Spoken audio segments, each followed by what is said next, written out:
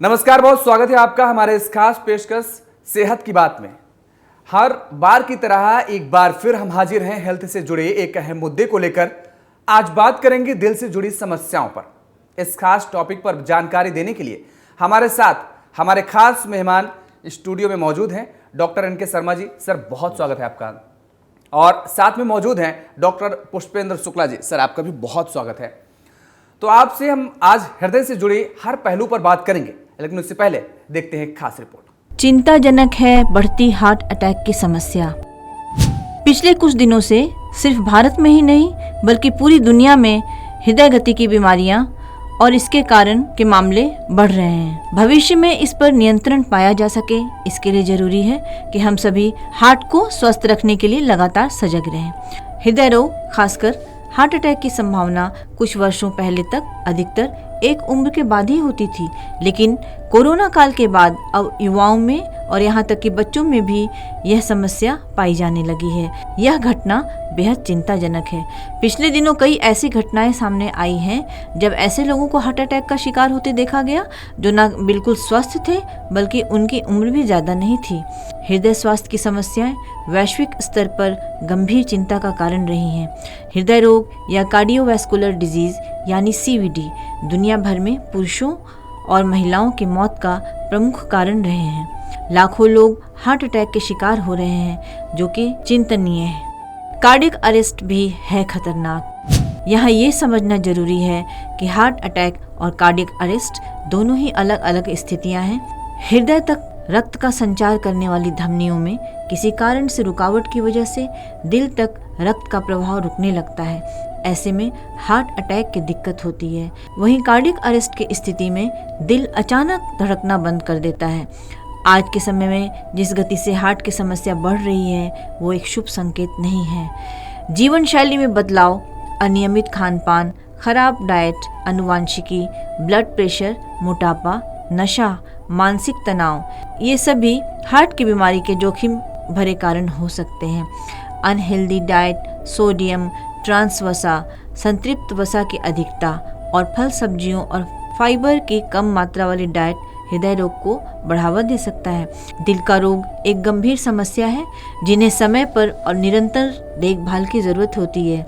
भारत में हृदय रोगों के कारण होने वाली मौतों की संख्या में पिछले कुछ वर्षों से जिस तरह की बढ़ोतरी देखने को मिल रही है वो चौंकाने वाली है।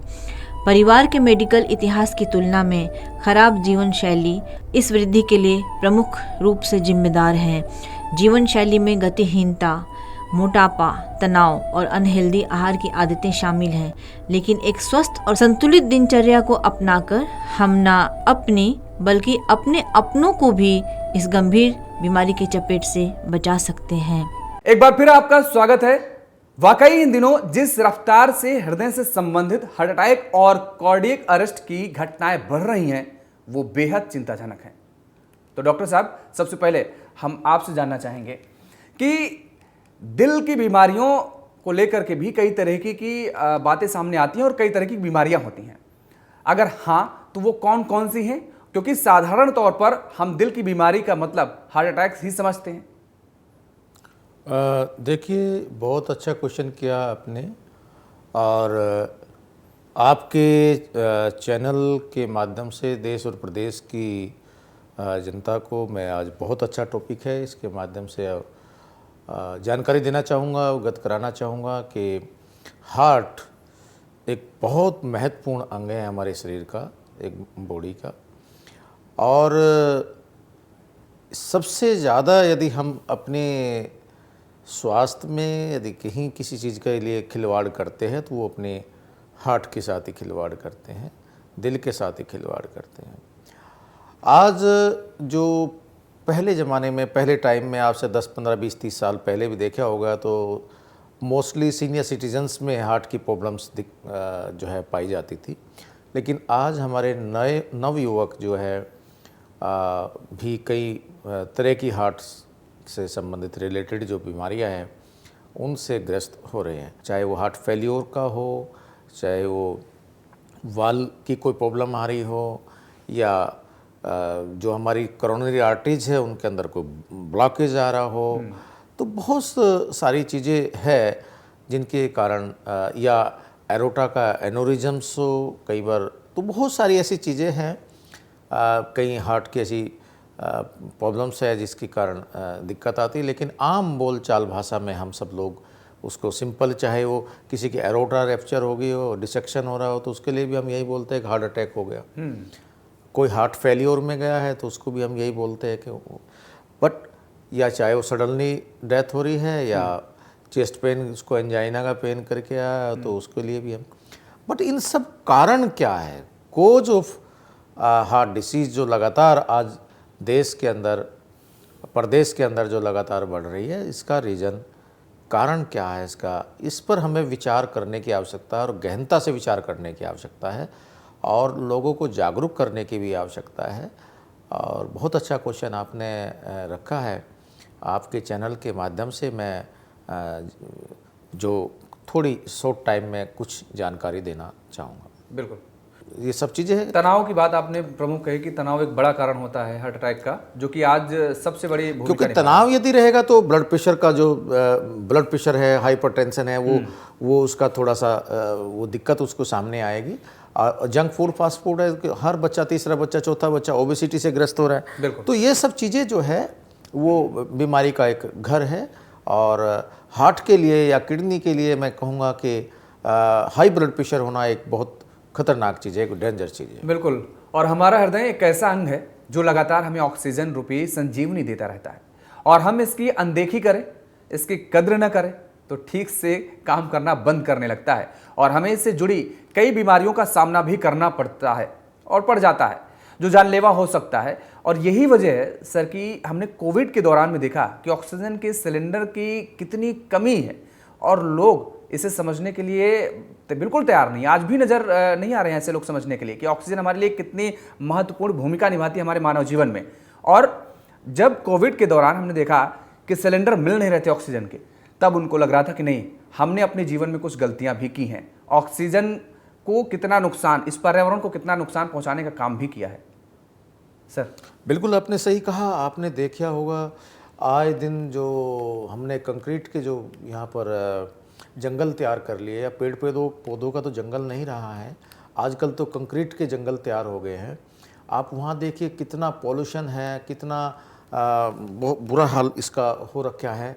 और आप समय पे हर यदि कहीं कंस्ट्रक्शन साइट चल रही है तो वहाँ से कितनी धूल मिट्टी, कितना धुआं वहाँ पर उड़ रहा है, वो कितना पॉल्यूशन उसको फैला रहा है, उस चीज़ को हम बिल्कुल भी ध्यान नहीं देते। यदि ठीक है हमने कंक्रीट के जंगल बना के खड़े कर दिए, 50-50 मंजिल या 25-25 मंजिल बिल्डिंगें बना दी, कितने पेड़ों का हमने नुकसान किया। जो एग्रीकल्चर लैंड्स थी उन पर भी हमने प्लानिंग, उस पर भी हमने इंडस्ट्री लेके आ गए, कई रेजिडेंशियल प्लानिंग कर लिया। तो ऑक्सीजन कितनी महत्वपूर्ण भूमिका निभाती है हमारे जीवन में, यह आपने देखा। और अब हम रुख करते हैं आयुर्वेद की तरफ। आयुर्वेद के जरिए कैसे करें अपने दिल का रख रखाव, इसके लिए हमारे साथ आयुर्वेद एक्सपर्ट डॉक्टर पुष्पेंद्र शुक्ला जी मौजूद हैं। सर, कैसे लोग जो अपनी दिनचर्या है उसमें बदलाव लाएं, क्योंकि हार्ट अटैक की जो समस्या है वो दिन ब दिन बढ़ती चली जा रही है। अभी हमारे डॉक्टर शर्मा सर ने बहुत अच्छे से समझाया, क्लाइमेट से लेके, हार्ट से लेके, खान पीन से लेके।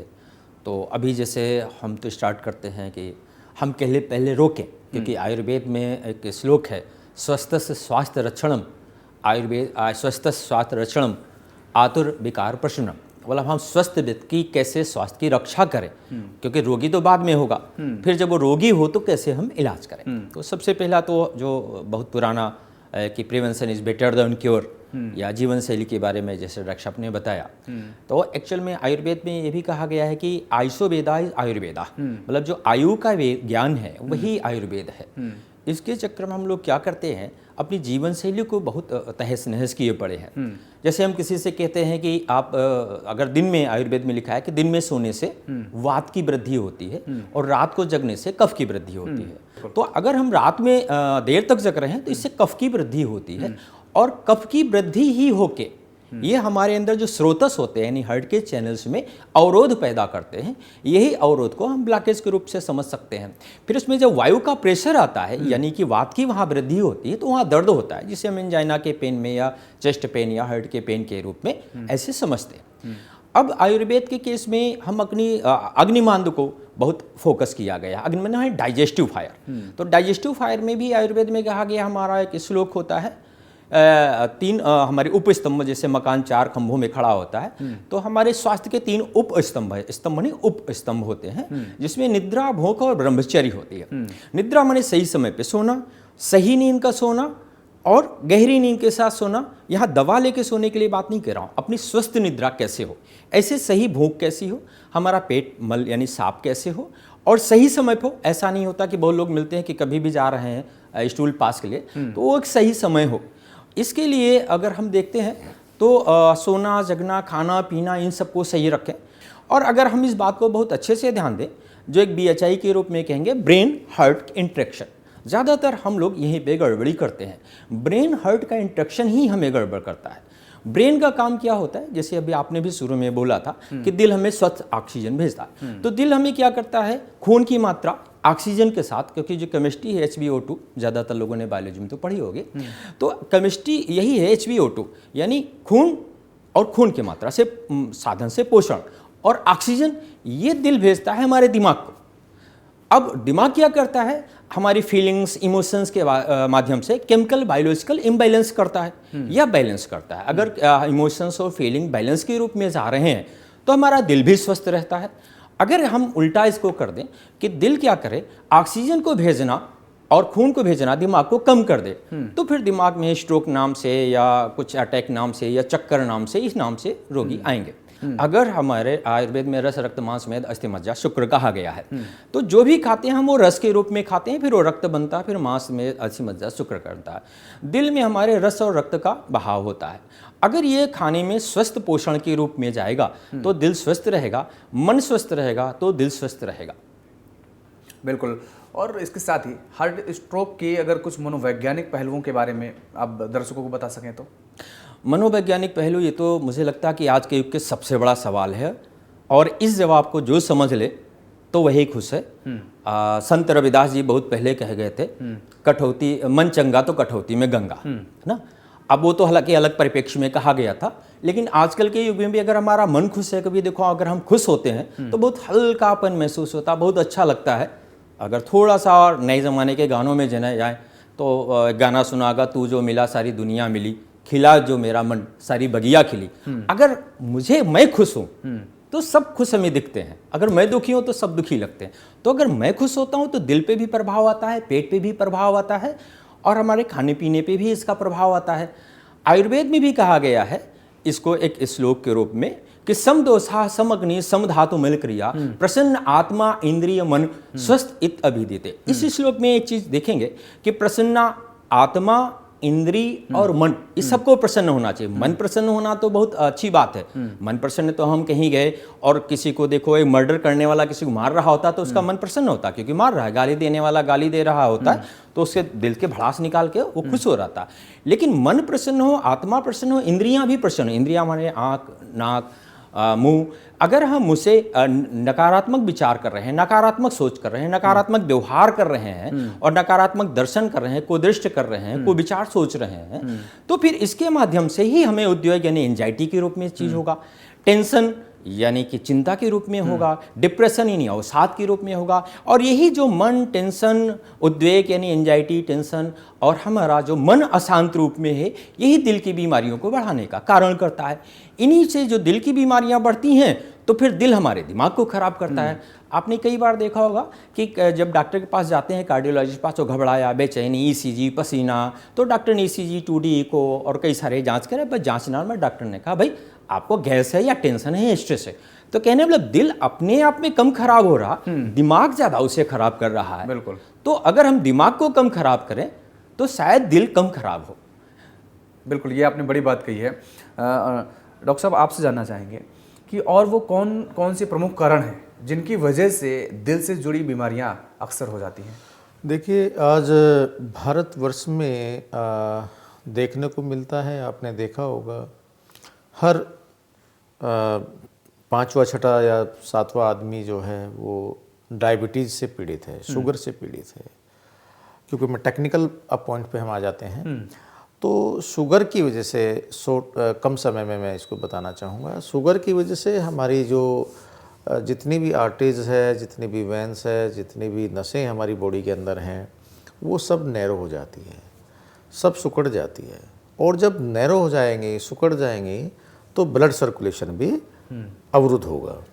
जब ब्लड सर्कुलेशन अवरुद्ध होगा तो जो हम श्वसन क्रिया करते हैं, जो हम सांस लेते हैं, जो हम ऑक्सीजन दे रहे हैं, वो ऑक्सीजन भी ब्लड में मिक्स होकर के बॉडी के अंदर उसका प्रभाव भी कम होगा।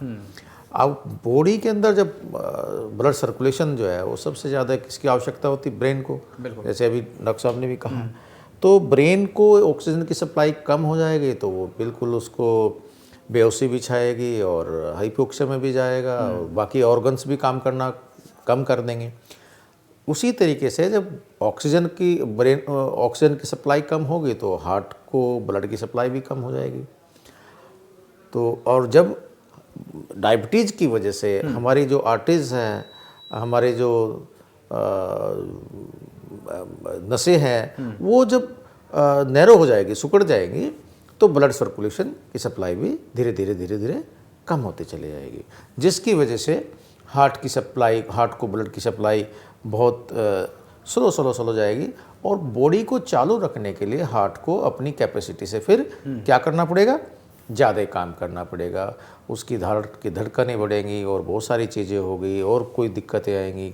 कहीं ब्लड प्रेशर आ रहा है, कहीं शुगर आ रहा है, जिसको हम साइलेंट शुगर के वाले पेशेंट को एक समस्या और पैदा होती है कि उसको साइलेंट एंजाइना होता है, उसको पता भी नहीं लगता क्या हो रहा है।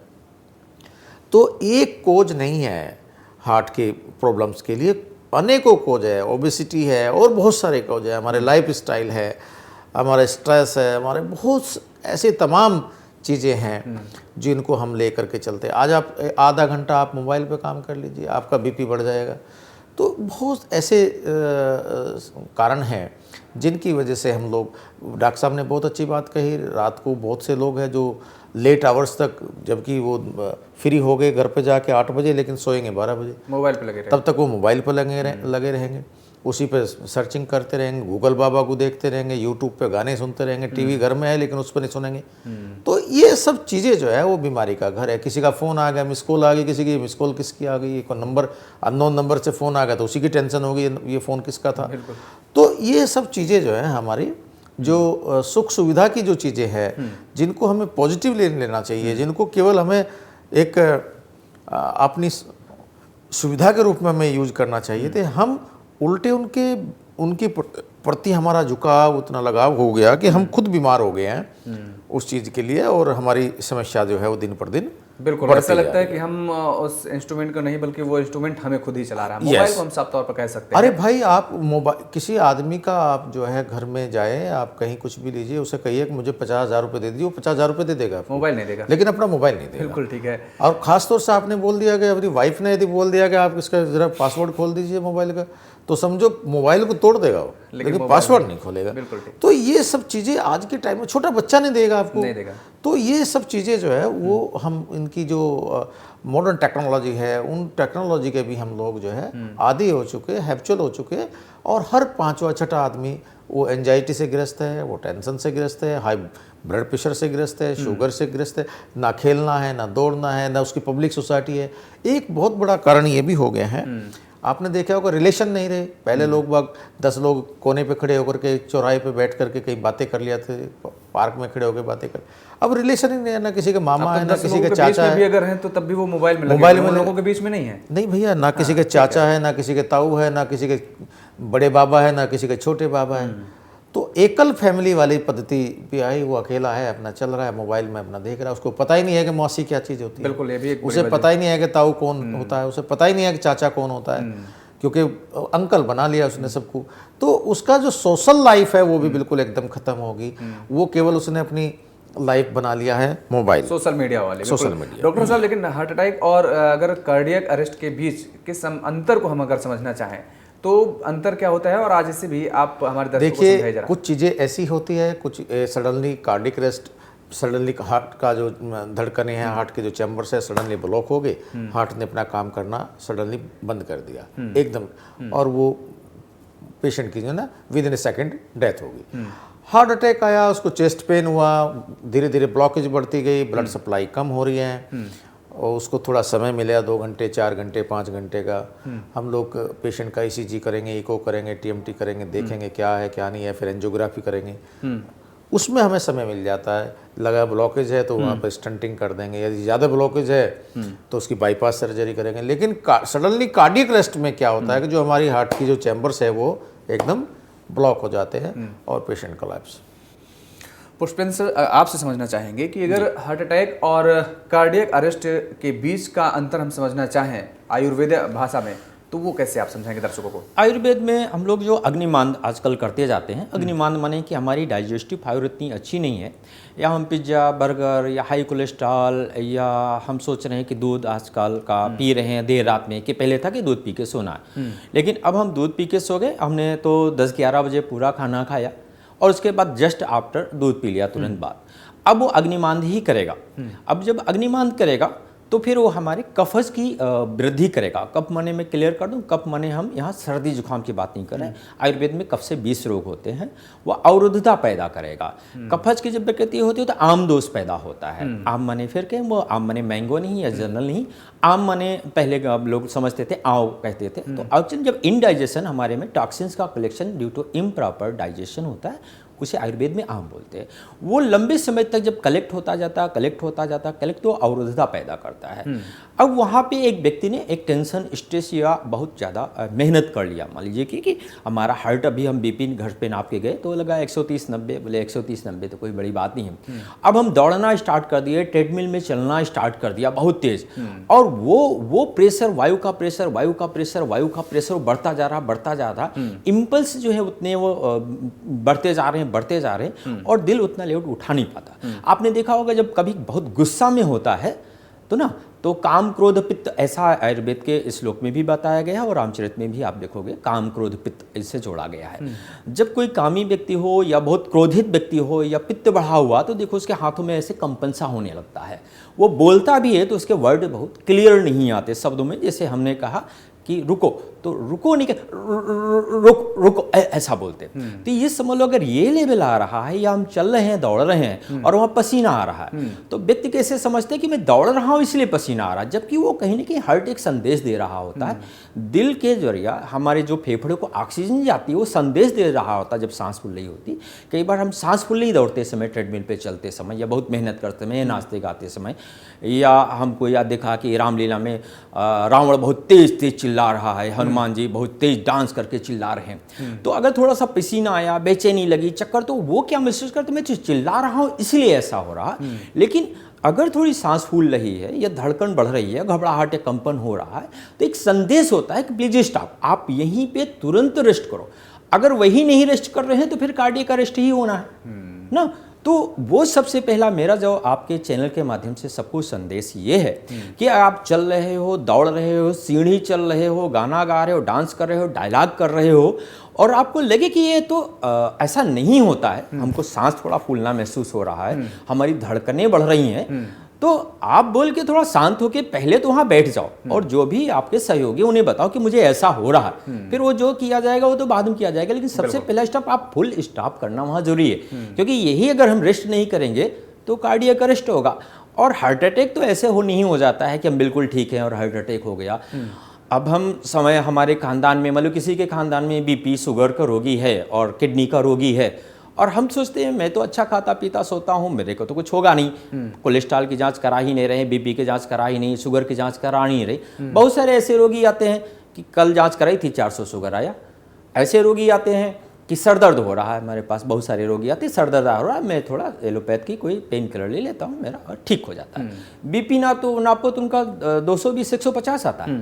तो बीपी की वजह से सर दर्द हो रहा है, वो सालों साल से हो रहा है, उसे समझ ही नहीं रहे हैं। कोलेस्ट्रॉल 400-500, ट्राइग्लिसराइड 700-800 वाले मिल जाते हैं बहुत, शुगर के साथ बढ़े से बहुत सारे किडनी जांच कर लो, तो उनकी क्रेटीन 1.345 मिल रही है, जिसे इग्नोर कर रहे हैं। फैटी लीवर बहुत ज़्यादा बढ़ता जा रहा है। फैटी लीवर नाम से कि लापरवाही का नतीजा, अगर हम सीधे शब्दों में बात करें। हाँ, तो अगर लापरवाही करेंगे तो फिर वो हार्ट अटैक हो जाता है। हार्ट अटैक ऐसा नहीं होना है कि हम बिल्कुल आज स्वस्थ हैं और कल 4 समोसा खा लिया और परसों हार्ट अटैक अचानक से ऐसा आ जाए, बिल्कुल ऐसा नहीं होता है। इनके सर, किसी भी रोग के उसके अपने एक खास लक्षण भी होते हैं।